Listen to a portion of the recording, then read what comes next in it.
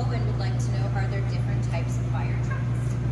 Another great question. Miguel and Owen, right here is the fire pump. So our station, Station 34, we're lucky to be a one pump station in which we don't have any other trucks. This is it. So this truck carries a lot of water. It can fill a swimming pool, really. And this is when you get to the fire, in order to put the fire out, you need the water, and this truck carries it. Other stations have a ladder truck, right? Yeah, a ladder truck, there's different types of ladders. There's ladders that have baskets. There are people you might see in movies or in TV shows, like Paw Patrol, where they have a big basket that you can stand in, and it goes super high, so you can get up to high-rise buildings. There's also ladders that don't have baskets, that just have a big nozzle at the end that's used to go in the windows and put out fires. There's also other trucks, like the water rescue truck, which carries the boats that we use to go in the water. Like Omar's question said, how many specialties are there in the fire service? There's many. So for every specialty, there's different vehicles.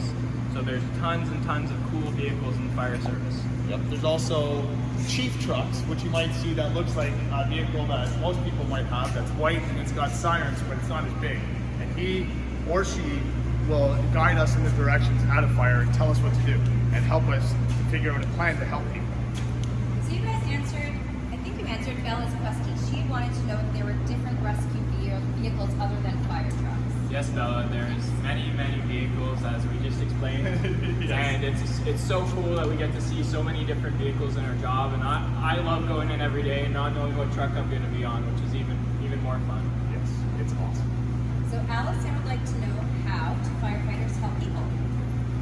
So from all different aspects. So a lot of people just think that firefighters, we just go and fight fires, but we actually help when there's car accidents, when there's people who need help that might be, have a medical issue where you'll see ambulances. We'll go to those calls too to help out and aid in those calls. So we have training in our medical background, like first aid. We also have training. We also have training in other areas, but we also do other things outside of calls, like helping the community with school projects.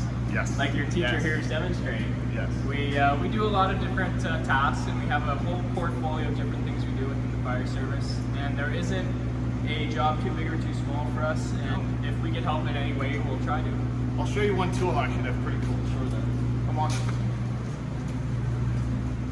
when we're talking about car accidents and helping people, this is something I know a lot of people think are pretty neat, and these are brand new. These are called auto extrication tools.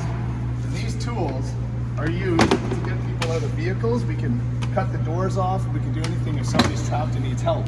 So we can use these big tools and we're able to open up and get people out. Pretty cool.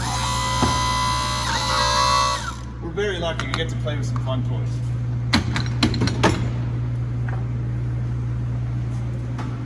Amazing. So Mia would like to know, do you need to be strong to be a firefighter? So Mia, this is a great question. Short answer, a firefighter does a lot of different roles. So yes, being strong would be a good attribute, but there's also different attributes that can count towards a job. You Yes. can be big, you can be tall, you can be very small. Maybe there's a job where you need to go crawl inside somewhere very, very small. Yes. So if you're not as tall, if you're not as strong, there's also other jobs from the fire ground because it's such a large portfolio where you might excel at. Yes, and that's the best part about the fire department. And if anybody in SK, if you guys are starting to play sports, that's where I fell in love with this job, is it's a big, big team. And that's what's really cool, is everybody brings something different to the table. For instance, I was an electrician, so I understand electrical before I came here. Byron was, I was he's a mechanic, so I understand these guys. Chris was a medical, he was a paramedic. And so all different aspects and all of our training at certain calls, we're able to figure things out as a team and work together. So strength is a great thing to have and to help out as a team, but it's not everything. Everybody brings something. And the coolest part is if you're not that strong, we have gyms in the fire station that help you get stronger. Exactly. So every day we do training and we just work to get better. Wonderful. So I'm going to think that you already answered Ada's question, which was, why did they make firefighters? So you guys have explained so many things that you guys did above just making or fighting fires. So we'll let that one go. So quickly, just for a little history lesson on Ada, firefighters came around in the early 1800s, and basically what they were was insurance companies were sick and tired of all these houses burning down. So what they did is they paid people to respond, and all the different houses had to keep a bucket of water outside the door that were insured. Yeah. So the firefighters would be paid to go if there was a fire and grab these buckets of water and throw them on the fire. So that's how the first comings of firefighter really worked. Wow, never mind, Ada. It was a fantastic question after all. There you go. Angus wanted to know, have you ever saved a life?